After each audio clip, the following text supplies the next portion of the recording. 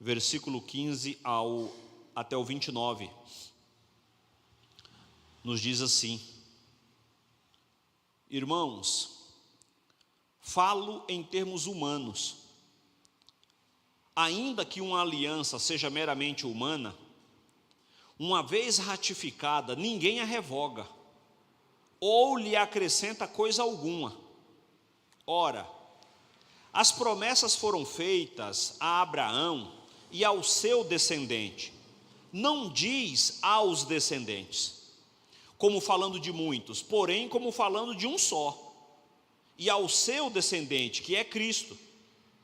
E digo isto: uma aliança já anteriormente confirmada por Deus não pode ser revogada pela lei, que veio 430 anos depois, a ponto de anular a promessa. Porque se a herança provém de lei, já não decorre de promessa, mas foi pela promessa que Deus a concedeu gratuitamente a Abraão. Logo, para que é a lei, ela foi acrescentada por causa das transgressões, até que viesse o descendente a quem se fez a promessa, e foi promulgada por meio de anjos, pela mão de um mediador. Ora, o mediador não é de um só, mas Deus é um só. Seria então a lei contrária às promessas de Deus? De modo nenhum. Porque se fosse promulgada uma lei que pudesse dar vida, então a justiça seria de fato procedente de lei. Mas a Escritura encerrou tudo sob o pecado, para que mediante a fé em Cristo, em Jesus Cristo, a promessa fosse concedida aos que creem. Mas antes que viesse a fé, estávamos sob a tutela da lei, e nelas encerrados para essa fé que no futuro haveria de ser revelada. De maneira que a lei se tornou nosso guardião, para nos conduzir a Cristo, a fim de que fôssemos justificados pela fé. Mas agora que veio a fé, já não permanecemos subordinados ao guardião, pois todos vocês são filhos de Deus, mediante a fé em Cristo Jesus. Porque todos vocês que foram batizados em Cristo, de Cristo se revestiram. Assim sendo, não pode haver judeu, nem grego, nem escravo, nem liberto, nem homem, nem mulher, porque todos vocês são um em Cristo Jesus. E se vocês são de Cristo, são também descendentes de Abraão, e herdeiro segundo a promessa. Amém. Eu quero falar hoje sobre a lógica da lei que Paulo ele está refutando aqui nessa segunda metade da leitura que nós fizemos. Então, só para a gente nos reconectar com a ideia da semana passada, na primeira metade do capítulo 3 até o versículo 14, Paulo ele está trazendo palavras duras para repreender a igreja, as igrejas da Galácia, por deixar serem serem seduzidos por falsos ensinamentos. E Paulo ele apresenta algumas razões pelas quais eles não deveriam se deixar levar pelos falsos ensinamentos. Primeiro, pelo fato de que eles tinham tido vivência ou experiências pessoais com o Senhor. Eles tinham tido as suas experiências com Cristo. Se não bastasse, Paulo ele dá o exemplo de Abraão, que mesmo antes da lei, ele já havia sido justificado por Deus pela fé e não pela lei. Agora, nessa segunda metade, Paulo ele vai apresentar a lógica da lei. E ele vai dizer qual é a importância dela, ou qual teria sido a importância da lei em um determinado momento, um determinado período. E por que a graça de Cristo e a fé em Cristo Jesus, ela supera e ao mesmo tempo ela faz com que a lei perca a sua validade. Uma vez que Cristo veio, e Paulo ele vai dizer aqui que a lei ela era o nosso, antes de Cristo a lei ela servia como um guardião. Dependendo da versão da sua Bíblia está escrito aio, a lei era o nosso aio, que era o guardião, era o escravo que cuidava do filho, do seu senhor, até que ele chegasse na sua maturidade física, na sua maioridade. Então os judaizantes havia colocado Paulo em um beco sem saída.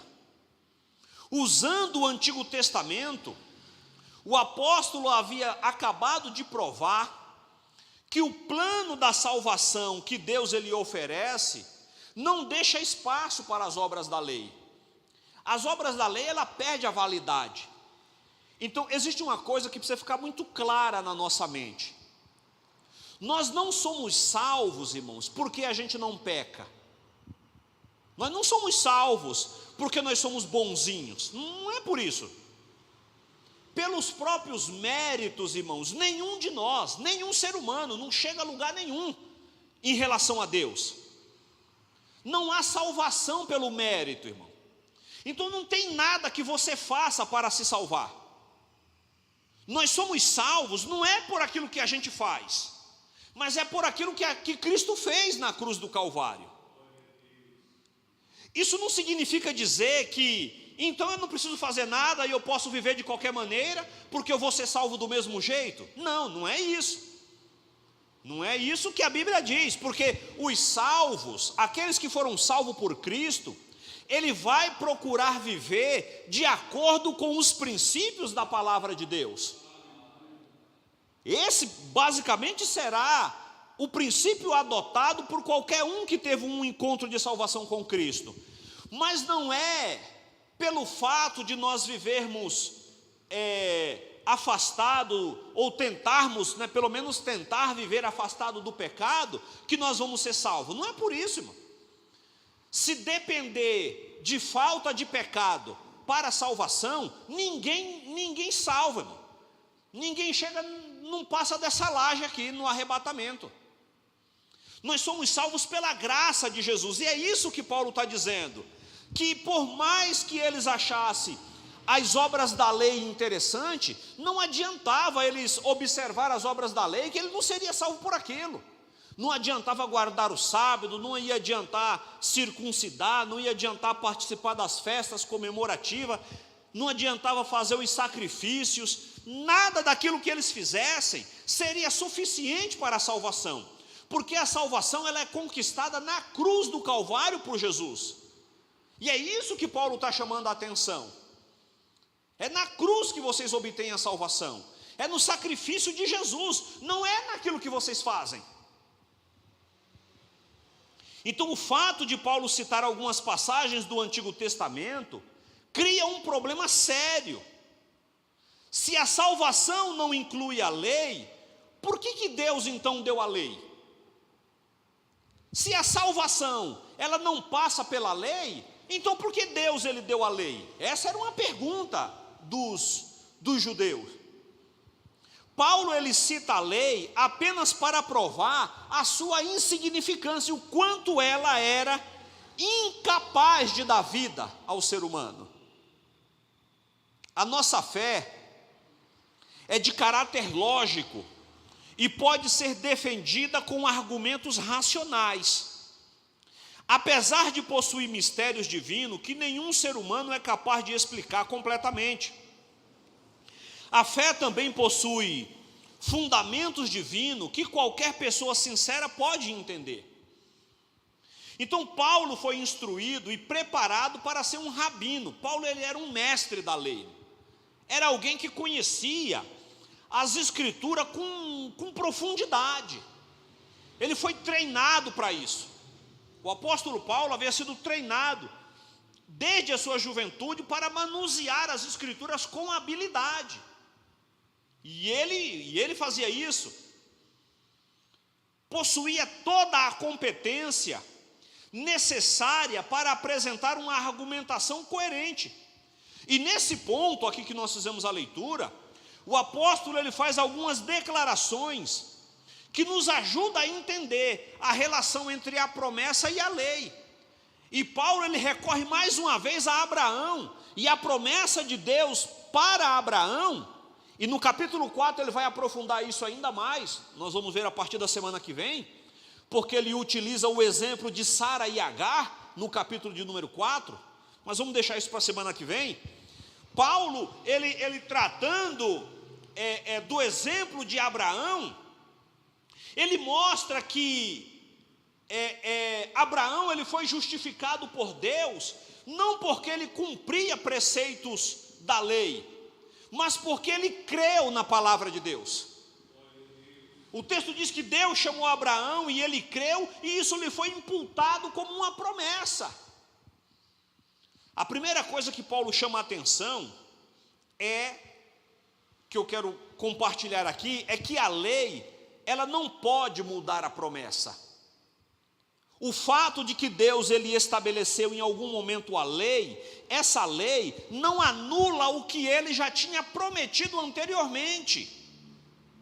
E é isso que Paulo chama a atenção nos versículos iniciais que nós fizemos a leitura aqui, a partir do verso 15 ao 18, quando ele diz: irmãos, eu falo em termos humanos.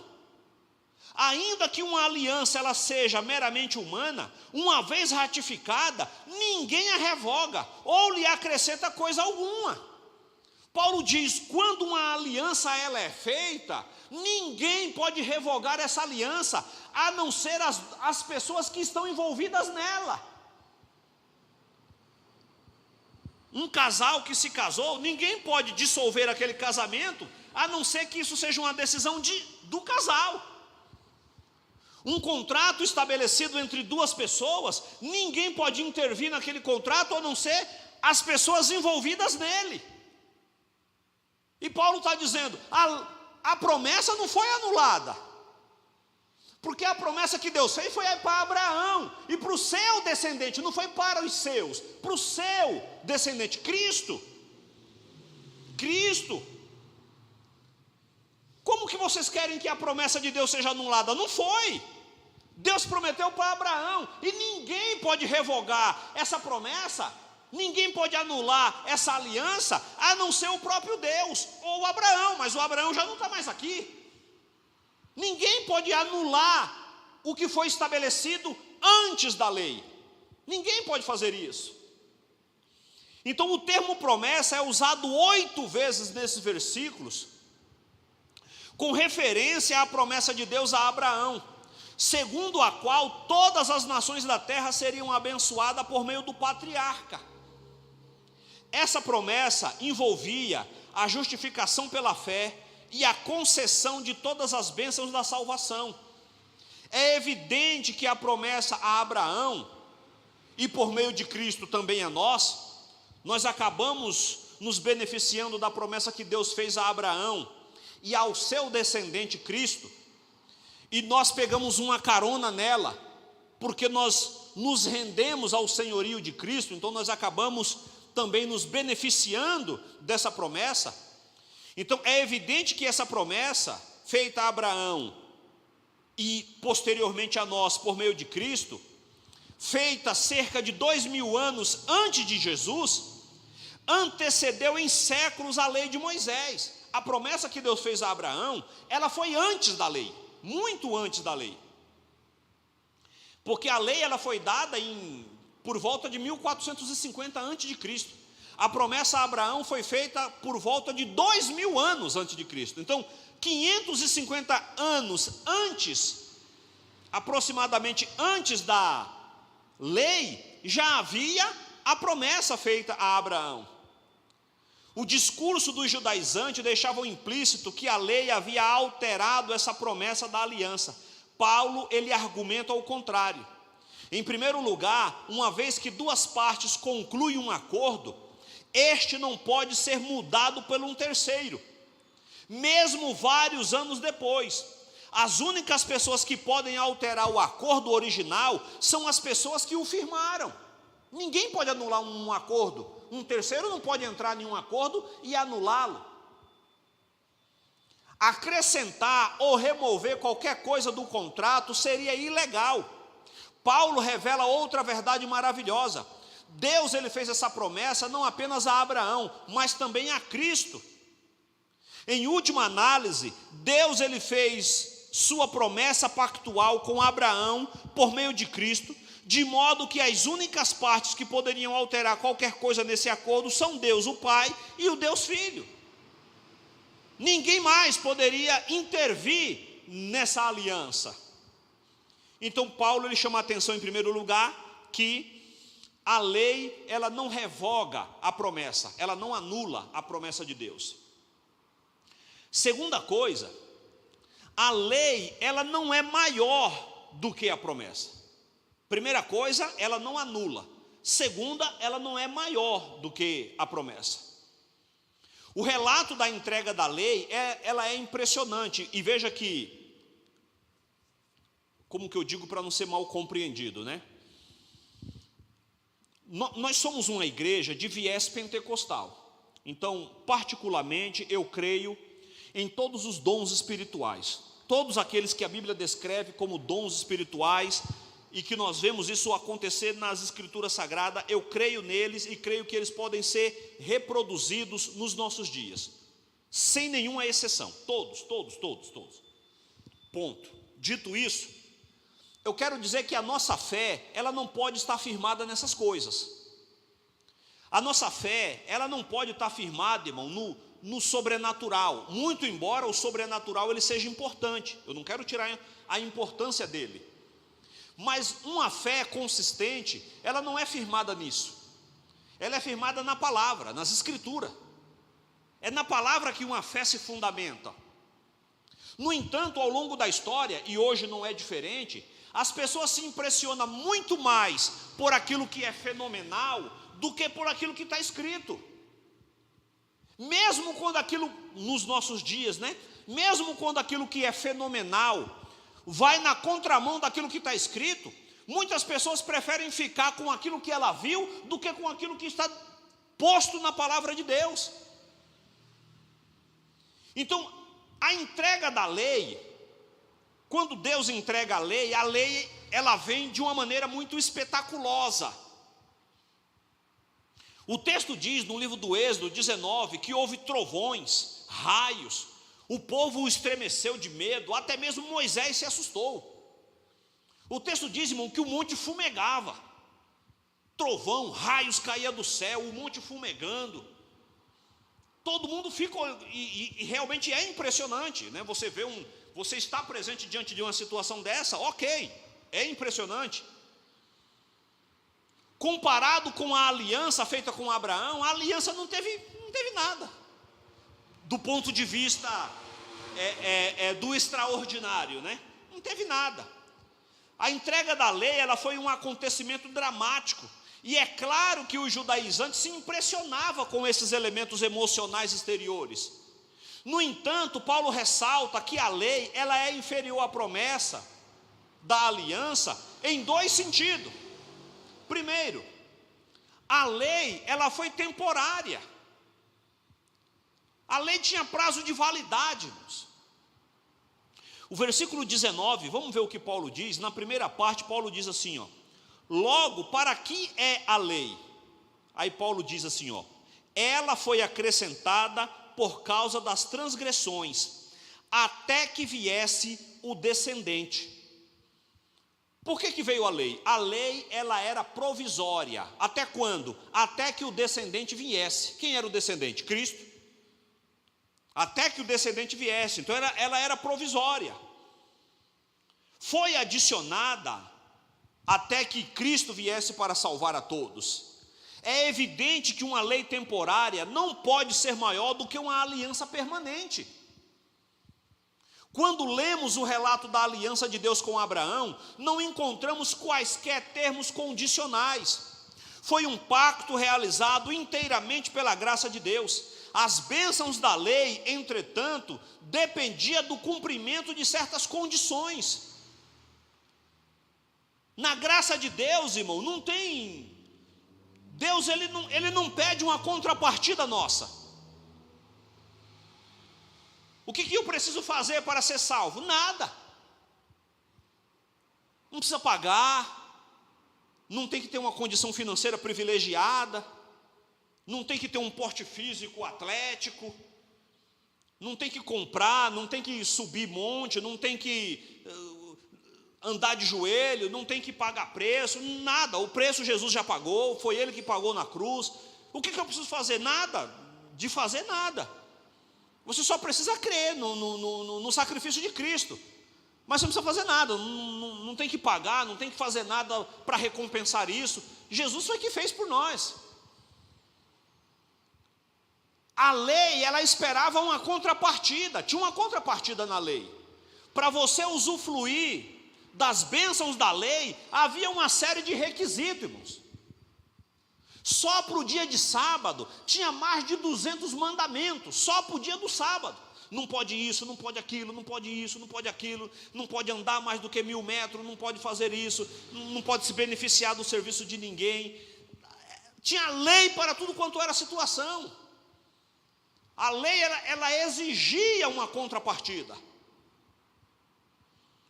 No entanto, o texto diz com muita clareza que isso seria necessário até um determinado momento. E qual era esse determinado momento? Até que viesse o descendente.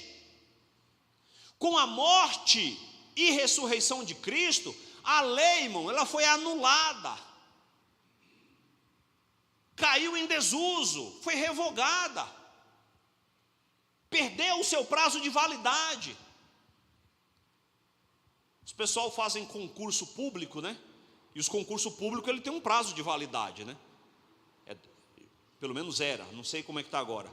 Geralmente é 2 anos o prazo de validade.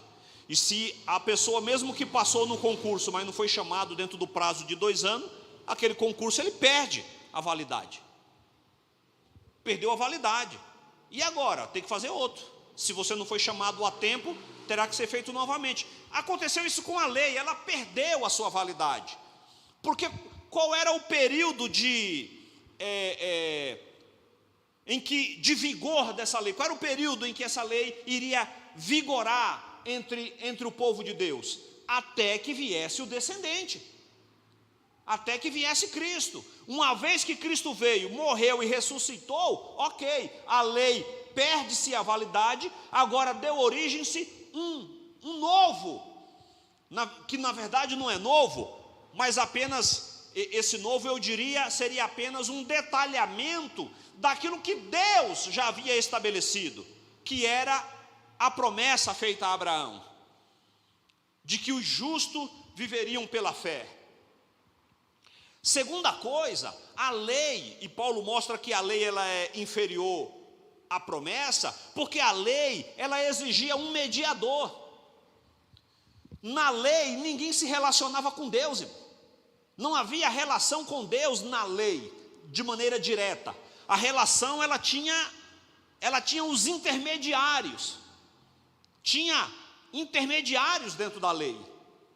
Quando Deus ele deu a lei a Israel, ele o fez por meio de um anjo e pela mediação de Moisés. Israel recebeu a lei por ministério de anjos. Isso significa que a nação recebeu a lei de terceira mão. Foi passada de Deus para o anjo, deste para Moisés e por fim de Moisés para o povo.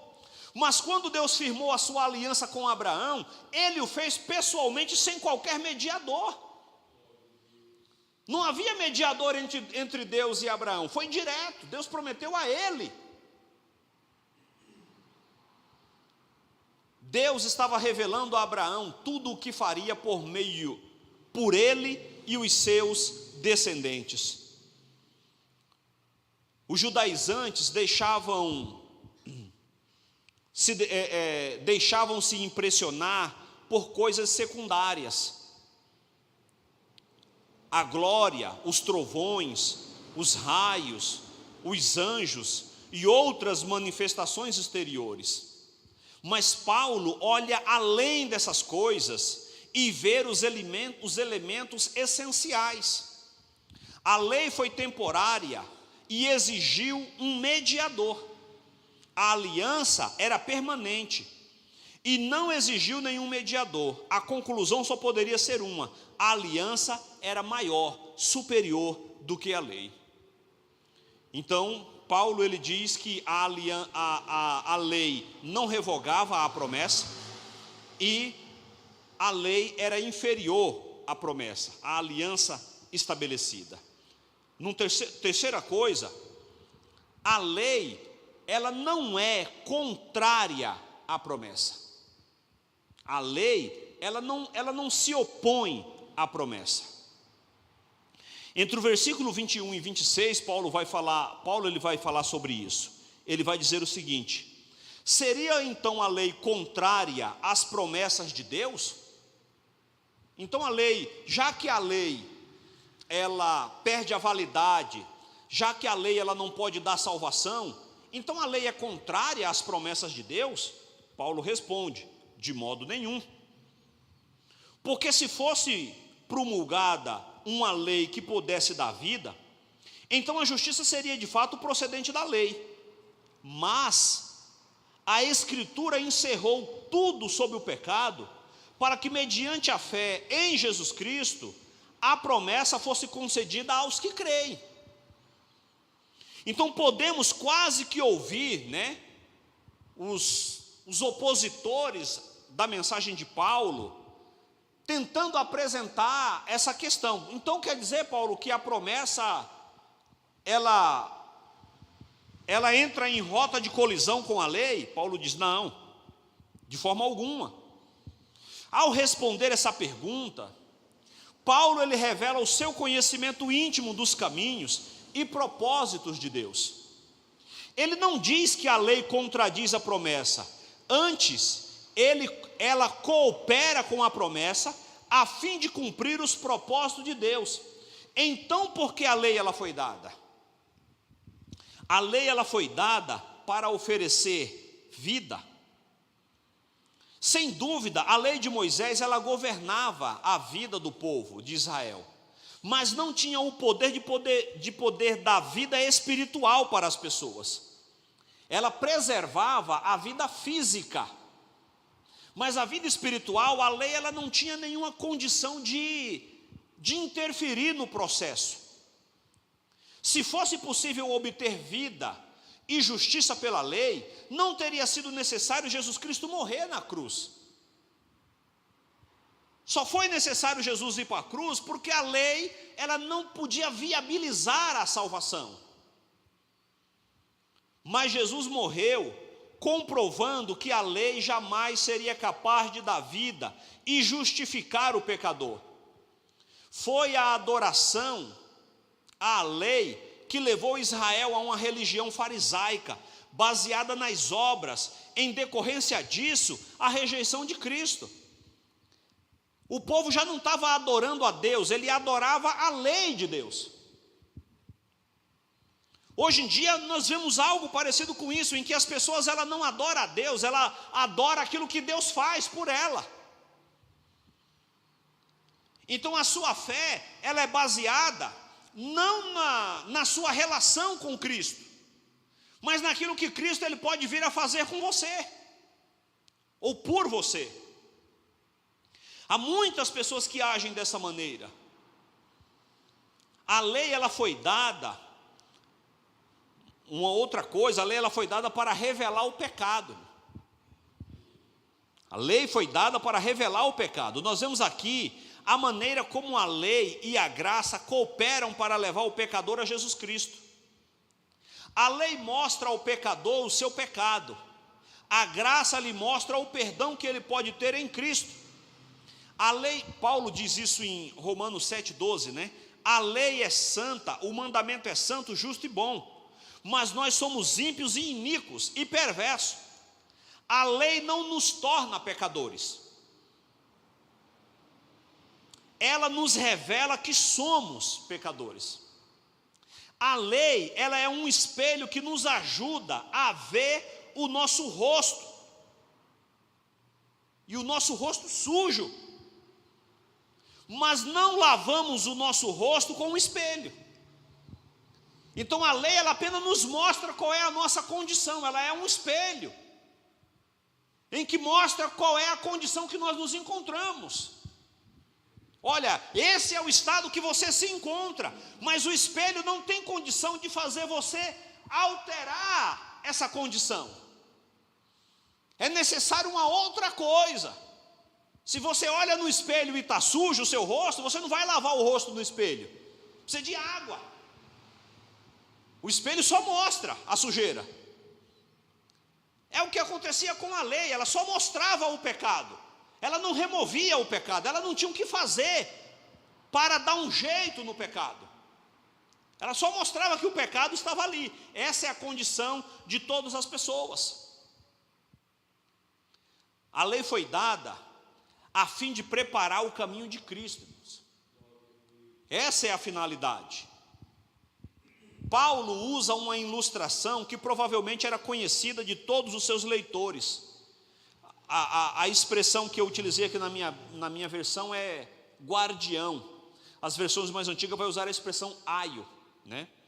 E Paulo diz que a lei era uma espécie de aio, de guardião.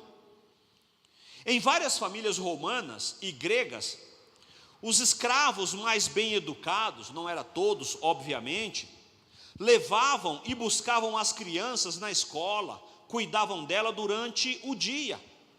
Alguns também participavam da educação das crianças, protegendo, proibindo e por vezes disciplinando.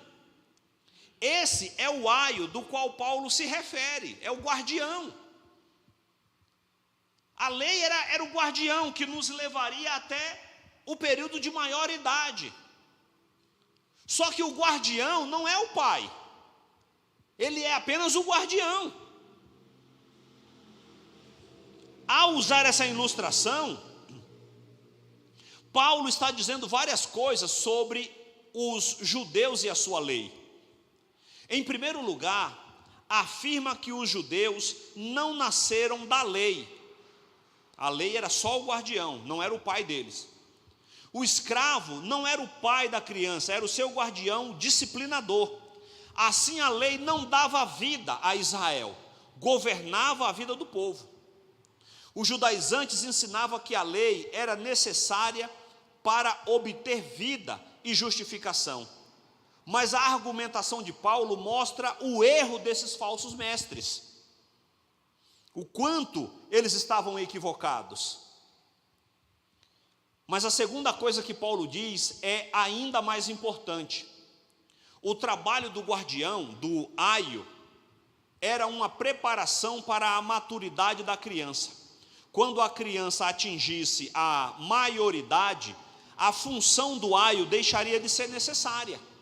Então, esse guardião, esse aio, ele tinha uma importância. Até que momento? Até o momento da criança atingir a maioridade. Quando a criança atingia a maioridade, esse aio, ele perdia a razão de ser. Não tinha mais necessidade dele. Ele perdia a sua importância, pelo menos naquela função, pelo menos naquela tarefa, né?